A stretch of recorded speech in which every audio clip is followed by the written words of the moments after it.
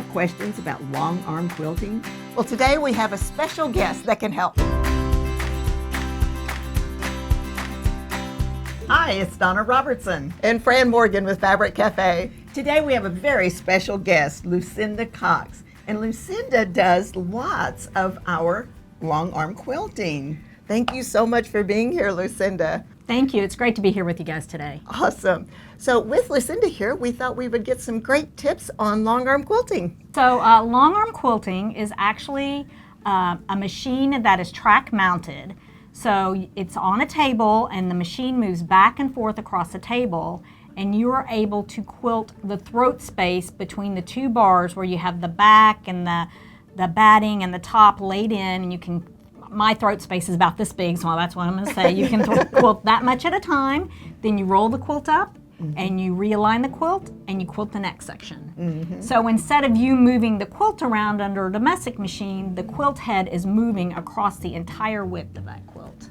It's really fascinating. So how long have you been doing this, and how did you get into it? I have been doing long arm quilting since 2016, and when the long arm got a computer where you could have a computer drive your long arm machine, I was in heaven. My background is software development, and then my hobby is quilting, and then they put a computer on a long arm, and I just knew that was something I wanted to do. I could marry my technical skills and my fun crafting skills together. That is Awesome. That's impressive. It really is.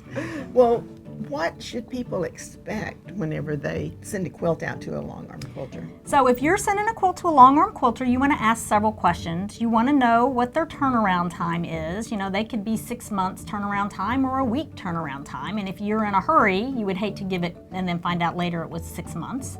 You want to ask them what their requirements are for quilting. My requirement is I need the back to be 8 inches longer and wider than the top, and that allows me to connect the back to the rails and have places to clamp along the sides. And each long arm quilter that's a general rule, but they could have different requirements. You'd like to know who's picking out the thread color, and what the charges are. So are they doing edge to edge? And edge to edge quilting is where you pick a design and it goes from the left side to the right side, and it's making that design through the entire the width of the quilt, and you roll up and do it again. Or are you want custom quilting, which let's say you put something different in each block, and there's different charges for those depending on what you're going to do. What is your actual process of doing the long arm quilting?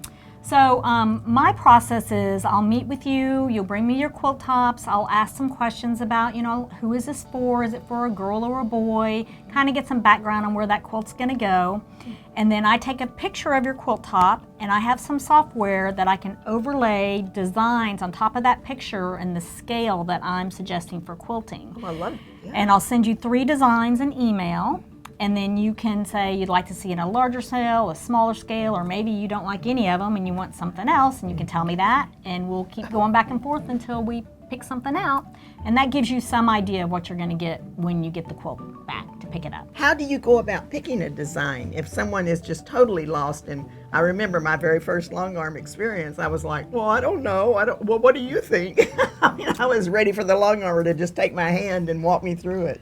Well, I pick designs by looking at the fabric, and if there's a swirl in the fabric, maybe I'll pick a swirl or something that's going to complement that quilt top.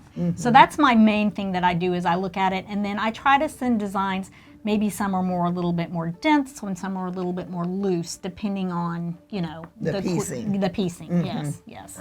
Do you pick the thread color or recommend a thread color and batting? Do you recommend batting, or how does all that work? Yes, I do usually recommend a thread color, and I usually try to find something that blends well with your quilt top, unless you tell me that you want it to pop.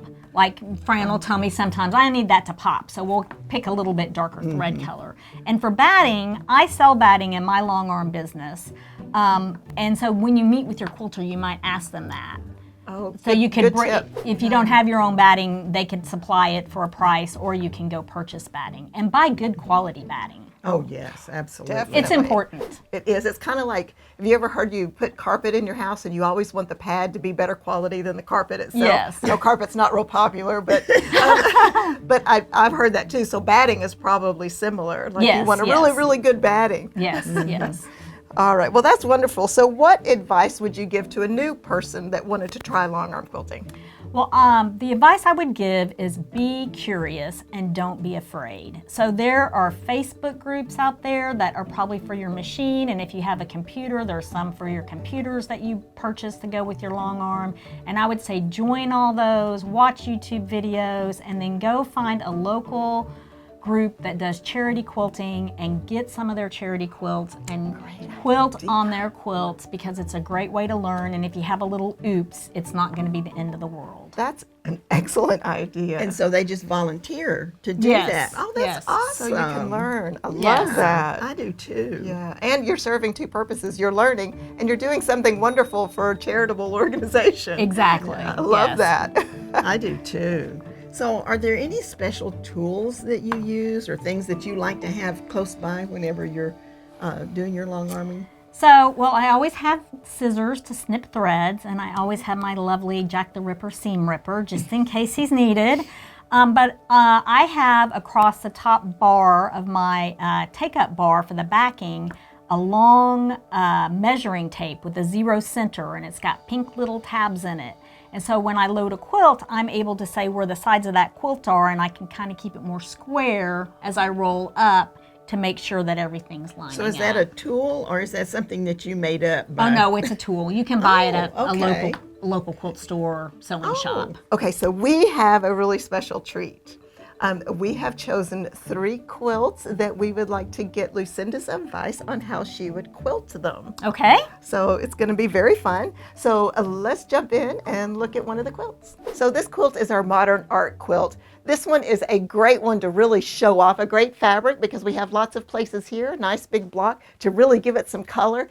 And then we have our number 3 fabric here that's giving your eye that great place to travel. And our number 2 giving you that blank space so that it all pops so well. We have some great fabric that we're going to check out that's a little different than this one, and we're going to visit with Lucinda to get her quilting tips and see what she would do. So let's get it on the table. So we have our modern art quilt on the table, and we have some really great fabric here I'd like to share with you because this is so much fun. We have our focus fabric that has all of these different colors, and it has so much movement to it. It is going to look fantastic in this large space here and this little block here and here.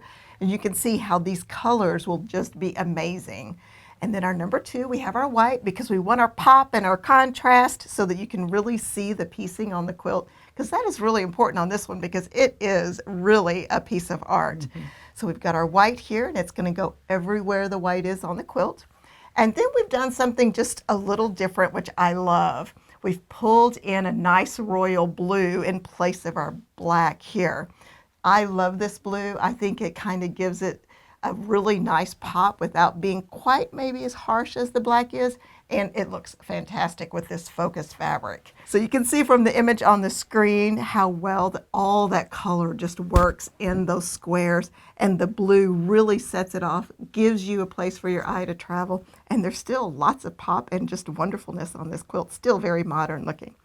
So we have our great quilt put together with our fabric. Lucinda, how would you quilt this? Well, I have 3 ideas for quilting this beautiful quilt. The first one is called Arcade. And I chose Arcade. You're going to see that all of them have kind of a modern flair for this modern quilt. The first one I chose was Arcade because I just thought it had some fun little swirls to go with the little swirls in the main focus fabric. I love that. And it looks like a really modern design to kind of mimic the modern design of the quilt. Exactly. You know, when I first looked at it, I thought it had numbers and letters in it. I mean, that's what I saw. And then I saw the fabric in this quilt, and I thought, oh, that's interesting.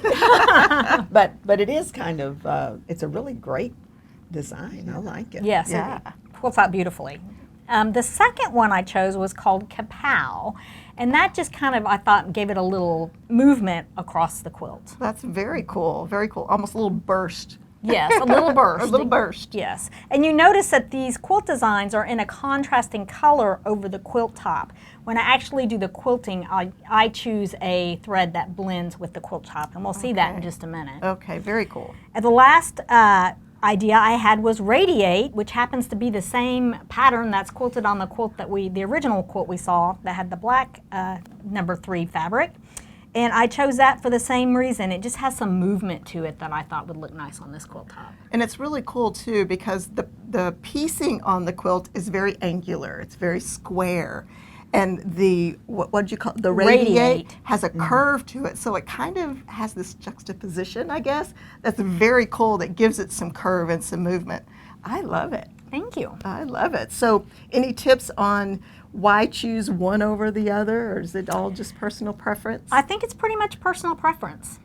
Do you usually give your customers multiple choices whenever they Yes. bring their tops in? I give everybody 3 choices. Oh, and then cool. sometimes they get more if they don't like any of the first 3. Oh, okay. Yes, so we That want is to make great. sure they're happy in the end.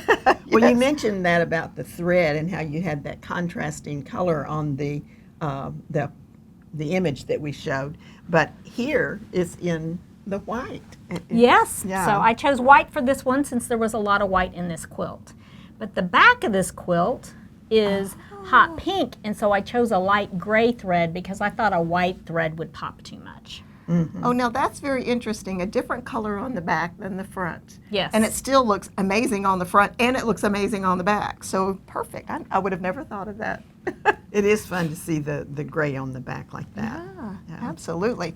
All right, well, let's get you some kit information for this kit because it is just amazing. This kit is called Rainbow Wisp. The pattern that we are using is Modern Art from the Go Bold with 3-Yard Quilts book, and an alternate that we are recommending is Arcade. This pattern is called Sweet Times, and the really great thing about Sweet Times is it has a big block and it's all the same fabric, so you can really show off a focus fabric that you love. And then we alternated the blocks with different colored sashing. So let's put that on the table and talk about quilt designs. This is great when you have a fabric that you really want to show off. And of course, then you want this beautiful quilting that's going to complement that. I love this. I'm very definitely a blue person. I love blues and greens. Are just great. So this is going to be our focus fabric, and it's going to be in each one of the blocks on this quilt. And then for our frames, so see how we have the green here and then the teal around the second block. We're going to put the white everywhere you see the green.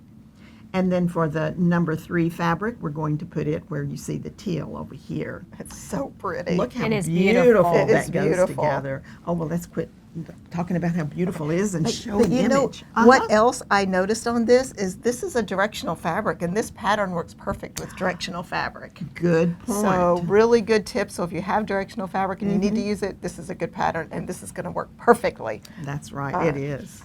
Let's show them how perfectly. Yes, that shows you. Isn't that pretty? It is beautiful. Yes, this is a really nice quilt pattern that has that really does show off that focus fabric. And so I would imagine, because you know the last quilt that we looked at had little pieces or different size pieces, and this has a big area. So tell us how you might go about quilting this one. Well, I had 3 ideas for this quilt.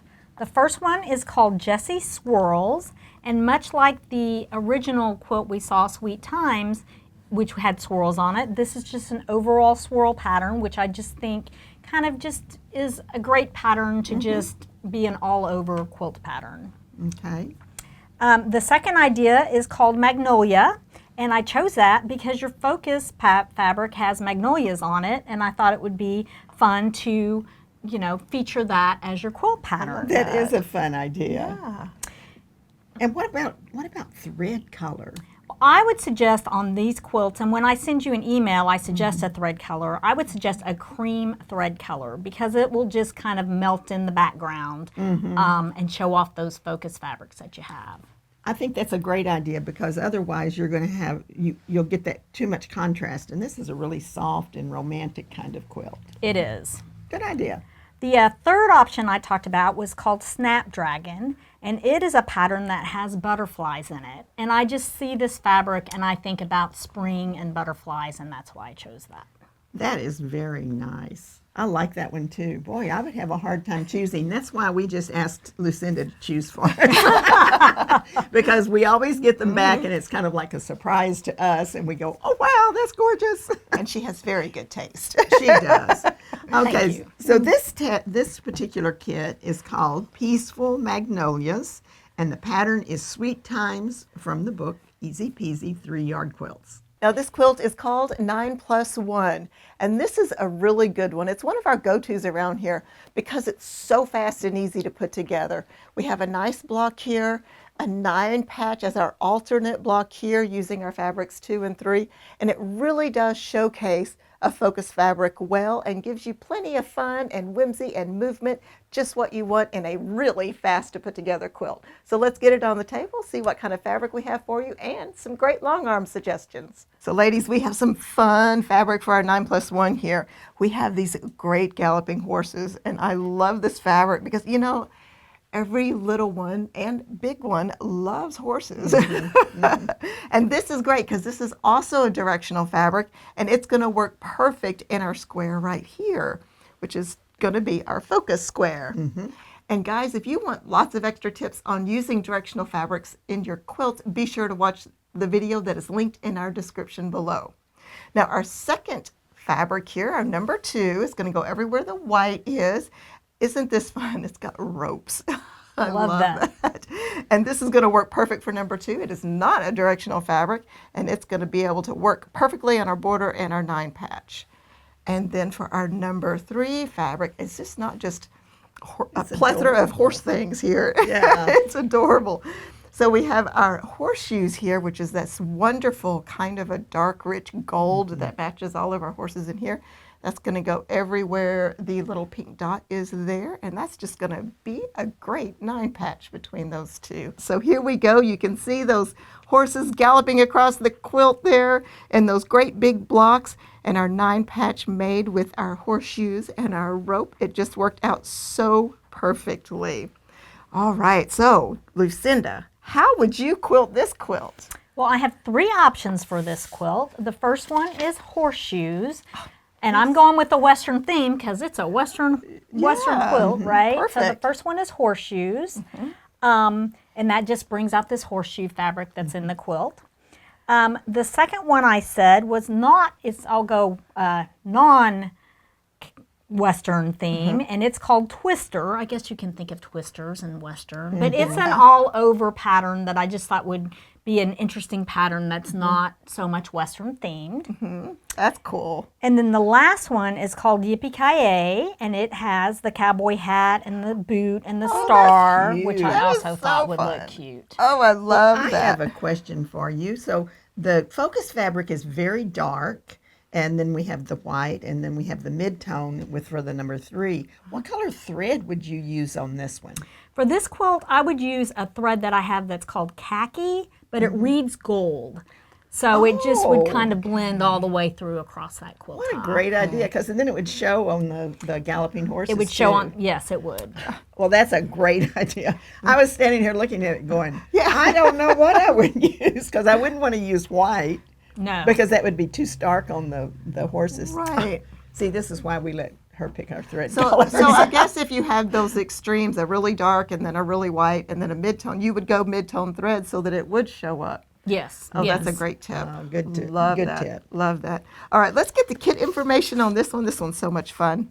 It is called Gallop, and it is our 9+1 pattern from the book Quilts for Kids. So Lucinda, do you have any additional advice that you would give people that want to quilt or long arm quilt? I would say if you are taking your quilt to the long armor, make sure you guys have very good communications going both ways. And if you are a long armor at home, I would say have fun with your long arming. Absolutely. And your first tip about having a long armor that you really do communicate well with, I feel that way about Lucinda. She is amazing. Thank you so much for joining us. And if you want to check out Lucinda's website, it is yellowrosequiltandstitch.com. And if you would like to have some additional tips on quilting at home, be sure and check out the video that pops up next.